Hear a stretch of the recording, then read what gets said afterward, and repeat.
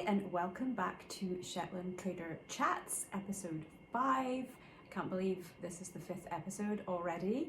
My name is Gudrun Johnston. I'm a knitwear designer originally from Shetland, and all my designing is inspired by traditional Shetland knitting. I'm also the brand director for Simply Shetland, which is the North American distribution of Jamieson's of Shetland yarn. Just for those who might be joining for the first time, give you that information. So yeah, welcome back. And this episode is a kind of a continuation of episode, I guess, 3 and 4, where I've been talking about this collection, my Shetland Trader Book 3, which is all based on knitwear that my mum designed in the 70s in Shetland. So I've talked a little bit about her process and how she worked, what her business was like in the first episode, which was episode 3, I think. And then last time I spoke about some of the designs in the book, and today I'd like to talk about some of the lace pieces that I have in this book. So I showed you Vare, which is the cover sweater here. So Vare has fair on the top and then it has lace on the bottom, and that lace pattern is a well-known traditional Shetland lace pattern called new shell, or also gets called razor shell. So it makes this very chevron-y shape and is really fun for doing stripes in. So I use that in other places, in other designs in the book. And one of the pieces, the first piece that I want to talk about, is a pattern that I gave the name Maywick. There's a picture of it there. I will put other pictures up on the video afterwards. But Maywick, that sweater, so it's an all over lace design using that new shell pattern. And there are photos of my mum wearing that sweater a lot in the 70s when she had her business there. And I'll put one of those photos up. I think I've already shared that in one of the other episodes, but I wanted to recreate that sweater, and in the version that she was wearing, I'm pretty sure the sleeves were sewn in after the fact. I decided to do a simultaneous set-in sleeve construction for this, so that means you're kind of mimicking the shape of a set-in sleeve as you work. So you're kind of working a yoke. You work it from the bottom up, and then the yoke, you're doing decreases to mimic a set-in sleeve construction. And I have one of the versions from the book here, just to show you. This design is definitely meant to be worn with quite a bit of negative ease, so that the lace pattern can kind of stretch out over the body. So I do recommend that if you're knitting this, to make sure that you pick a size with good amount of negative ease in it. The other garment pattern that has this same lace in it is a dress, actually. So it's the dress that is called Yarta in the book. Let's see if I can find a picture of that. I do have it behind me here, but it's pretty hard to hold up in the camera frame here. So here's a picture of the model in it sitting down. So this dress, it does have a turtleneck option as well, and it has the same kind of sleeves that I showed you in last time in both Vare and Unaberry, I think it's called. I just forgot what it was called, but the sweater I was wearing last time that had the balloon sleeves on it. And instead of Fair Isle in that cuff, that wide cuff area, it's the old shell lace. And then there's also old shell lace in the bottom part of the dress there too. I also did a couple of different shawl designs using the new shell pattern. One of those is called Tara, and it's more of a scarf-like shape. I don't have that one with me because it's part of a road show for Simply Shetland. And then the other shawl I did is a little bit more hap style, I would say, which is a traditional Shetland shawl. and that one is called Vatna. Both of those shawls start also at the outside edge, so you cast on a lot of stitches and then work in the way. Again, I'll put pictures up of both of those, but those are both really fun ways to play with colour, and it's a simple Shetland lace pattern. So New Shell, as I said, is a very well-known and easy Shetland lace pattern, as is Old Shell, which is what you see in traditional Shetland haps. And the Old Shell is more of the like feather and fan, so it's a wavier effect from the lace versus the very strong chevron shape that you see in New Shell. And I thought it would be interesting to just mention a few things about Shetland lace, or traditional Shetland lace. Mostly it's done on a garter stitch background, so a lot of the lace patterns are done on a garter stitch background. You do see some in stockinette for sure, but predominantly it's garter stitch. And there's sort of historical reasons for that. Haps and fine lace haps were knit as a source of supplemental income kind of in the 1800s, and it's a lot faster to knit stitches than it is to purl, and just given the construction of those shawls as well, it lends itself to this garter stitch background. I think there'll be a whole other episode on haps, traditional haps, because that's something that I love to knit, and I've done knit-alongs for those before.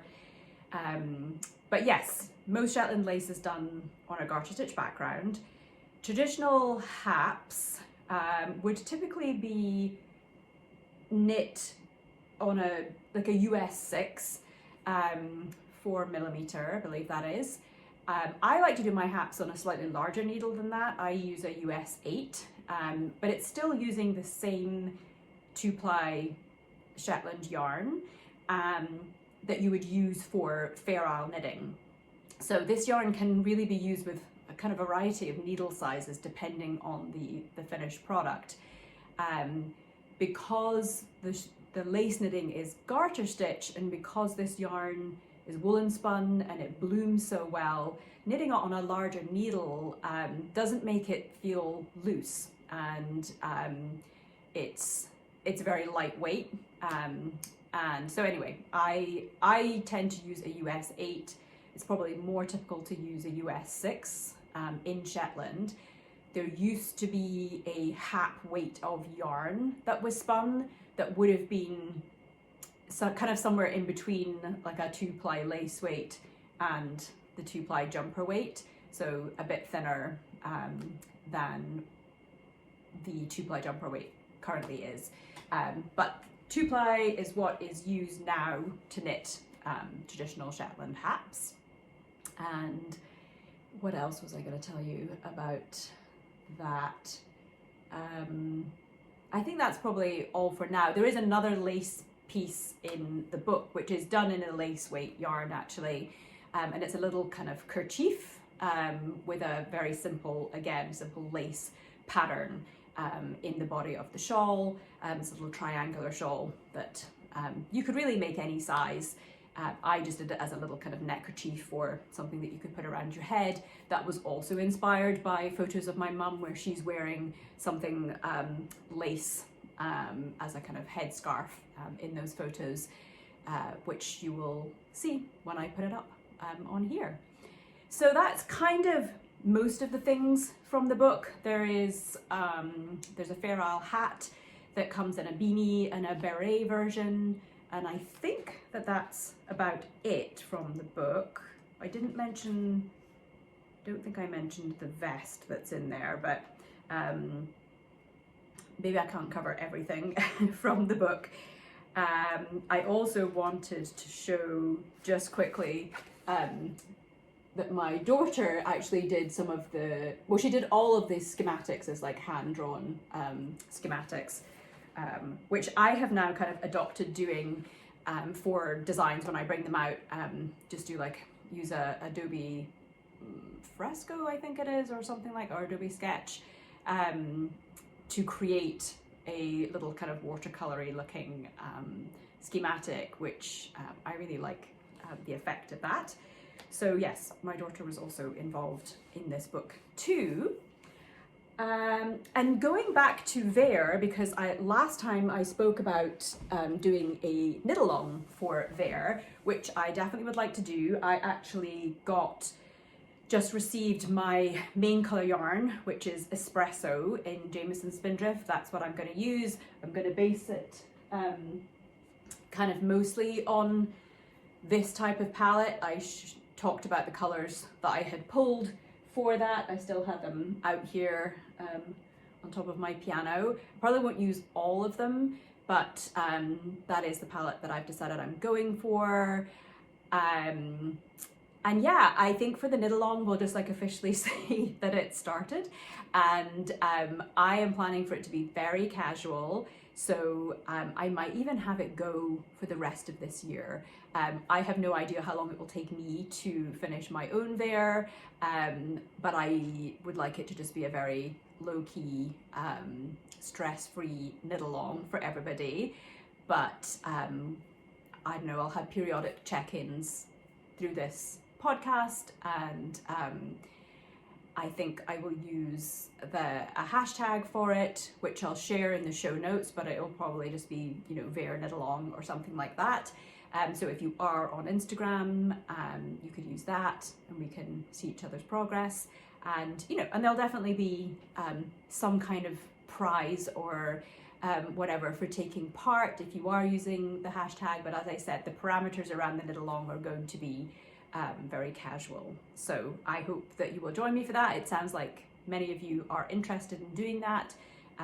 So that should be fun. Maybe we can have some more Vares to wear at Rhinebeck or something like that. I always love seeing them when I am attending events. And what else did I want to show you today? So, oh, well, you can see the vest in the background here. I finished the sample of this vest, which is now in testing.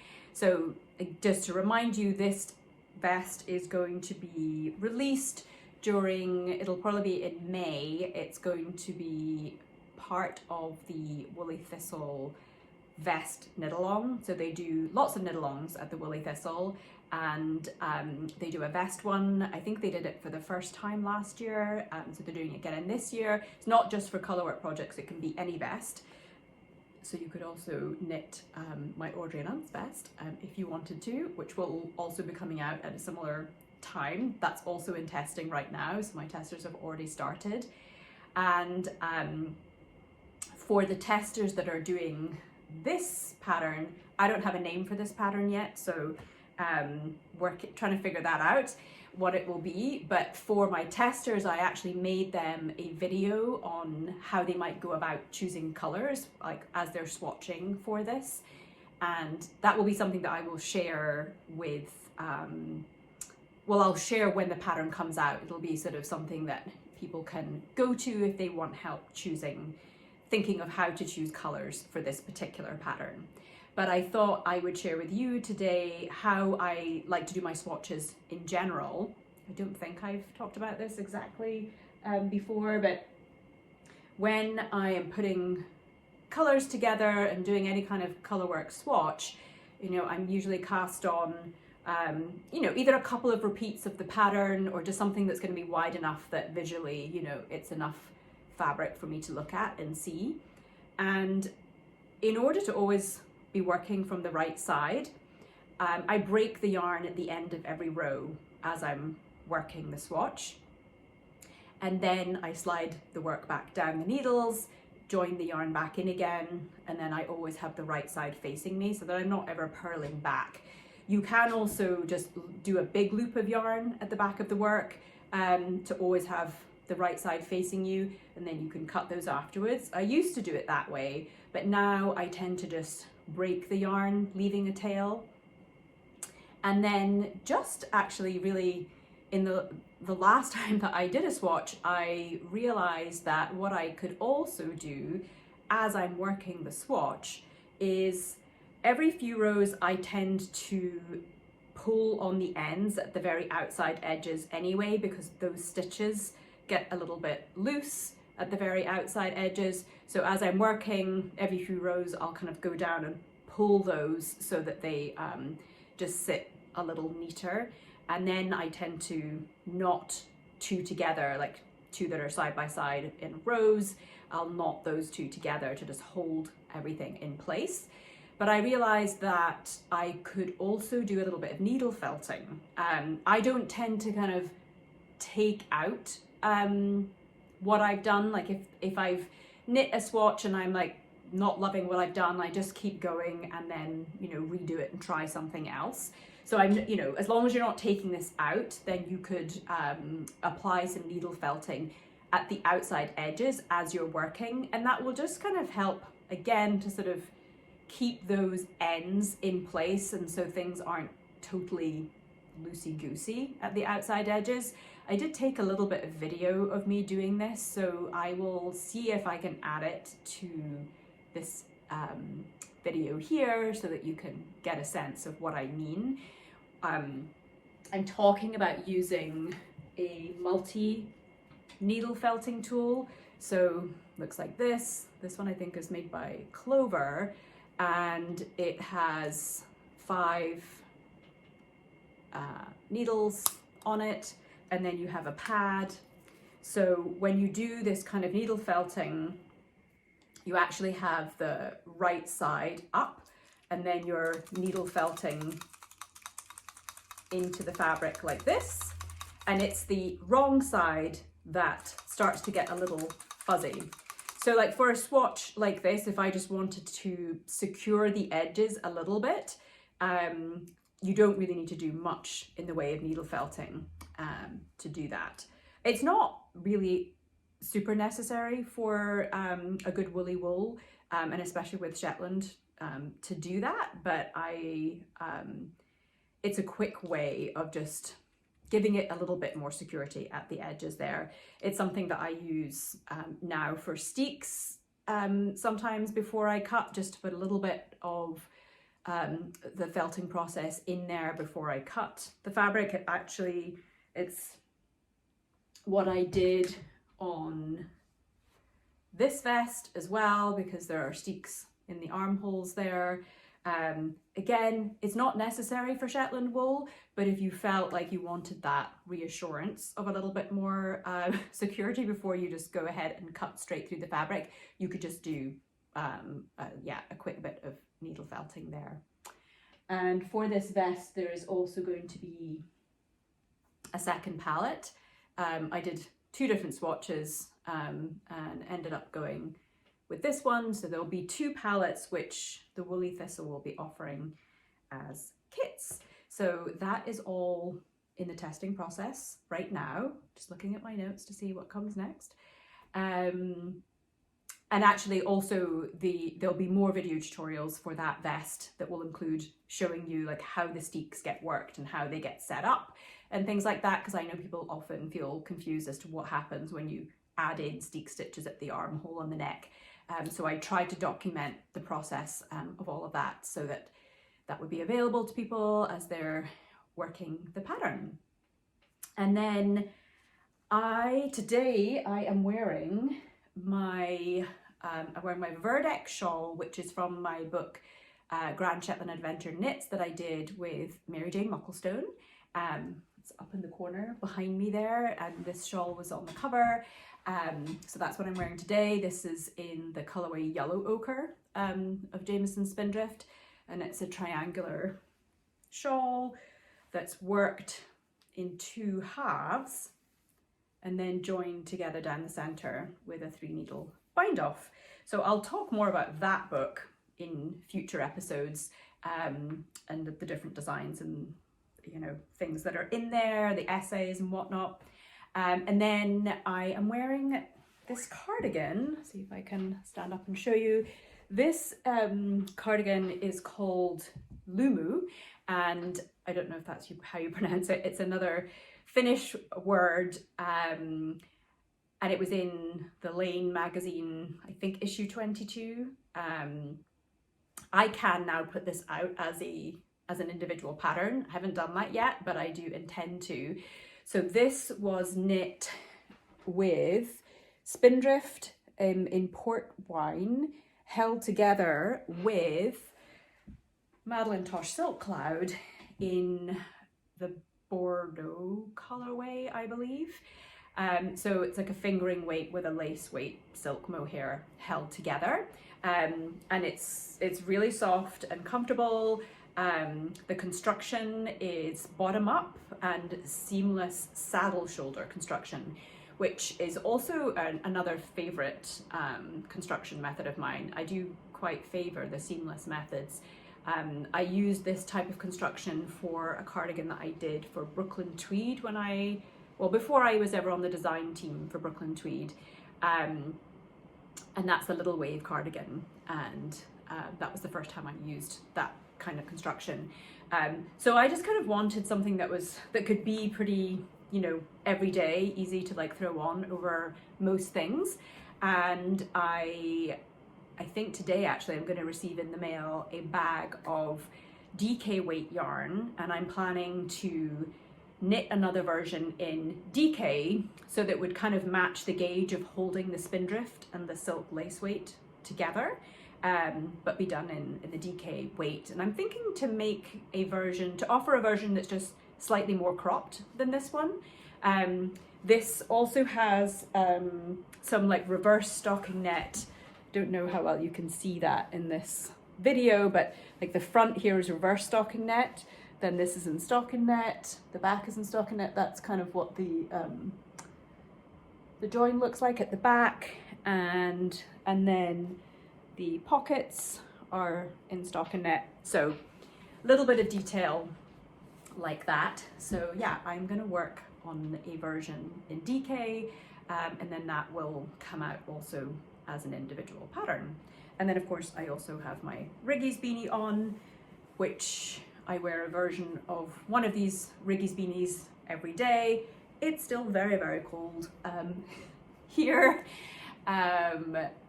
We've had like snow and ice, and it's kind of unpleasant actually outside in terms of not really being able to walk. It's a very hard crust on the snow out there, and it's been very, very cold. So I am just very grateful to have all of this yarn to wear. I also wanted to mention about the Hairsmon kits again.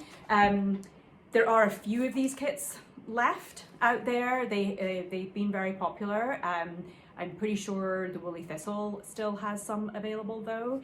And I wanted to mention the Woolly Thistle again because yesterday I had my very first guest interview ever, and that was with Corinne from the Woolly Thistle. So you are going to get that as a special episode in March. So that is going to be scheduled actually for when I'm away in New Zealand. So we recorded it yesterday. It was a great chat between us, and it'll be a slightly longer than usual episode, and that one will come out in March. So hopefully you will enjoy that. I'm sure that you will. And what else? So I haven't talked about sewing as much in the last couple of episodes, but I did finish my chanterelle pants. So they were kind of described as a winterized version of the chanterelle pants, if you have made those. It's a sort of more of a jogger version, which I did in a jersey fleece fabric, which was the first time I had sewn with that. And that was all because I had seen a blog post by Meredith, who works for Sew Liberated, which is where that pattern comes from, the chanterelle pants. And she did a version like that, and I just immediately knew that I wanted ones exactly the same. So I ordered that fabric. It took me a while to kind of work through it, mostly because I just didn't have time to do them, but I did finish them. Again, you know, there's imperfections there, but I'm very happy with them, and I think I'll definitely get wear out of them. I also just cut out pieces for a regalia blouse, I think it's called, from Sew House 7. I got fabric from Acer in Santa Fe last December when I was there. It's a linen merchant and mills kind of plaid type of fabric. So I'm using that for this top. I just started it, so we'll see how that goes. And then I am supposed to be receiving some denim fabric, some very cool like kind of red pink striped denim fabric that I came across last week and could not resist purchasing. So that is supposed to be coming to me. So hopefully I will be starting my first jeans. I think I'm going to use another Sew House 7 pattern for that. And I'm totally spacing what the name of those pants are. Oxbow, I think. I'll put that up so that you know. I probably won't get those started for a while though, but I am excited to see the fabric.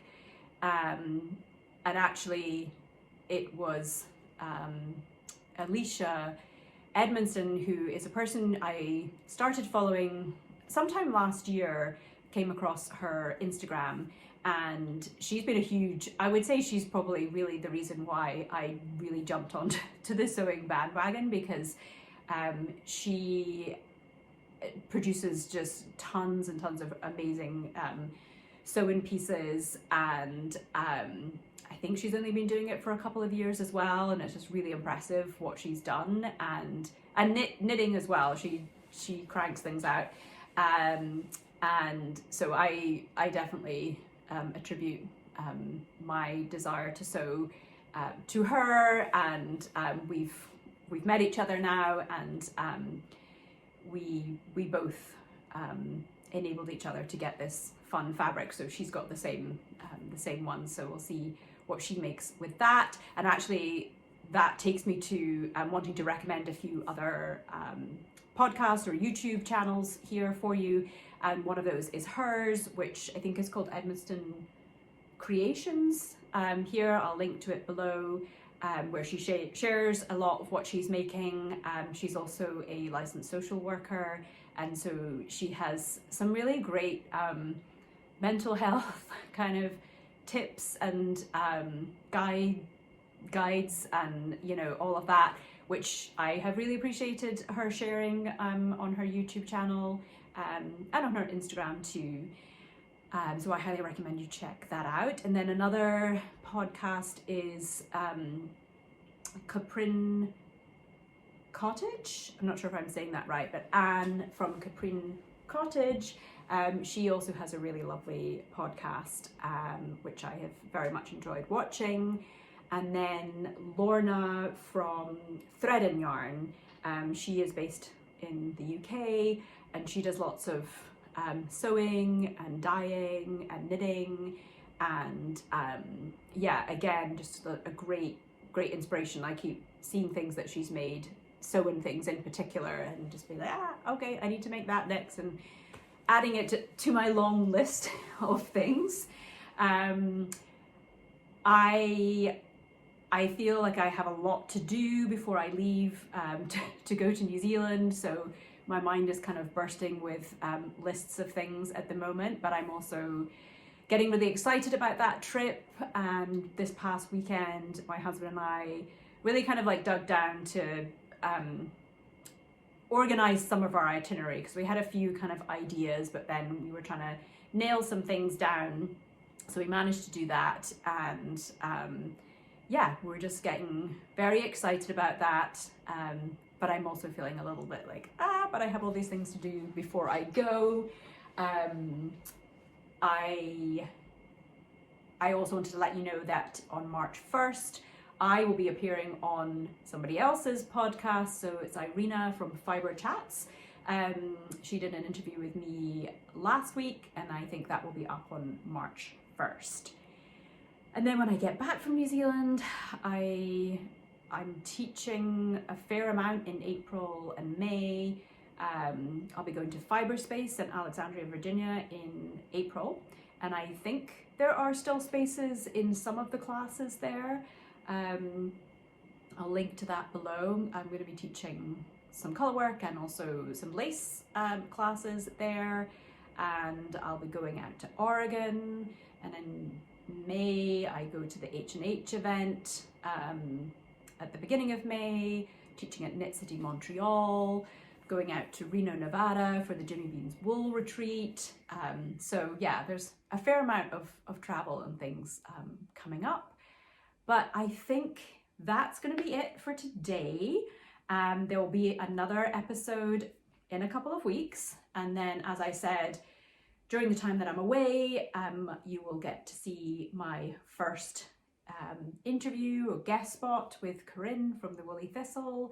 And yeah, again, thank you so much for watching, and please subscribe if you haven't already. That helps more people see that this is available. And yeah, please leave your comments, let me know what else you want to see from me. And in the meantime, I hope you're staying warm wherever you are, and that you've got something fun on your needles to knit.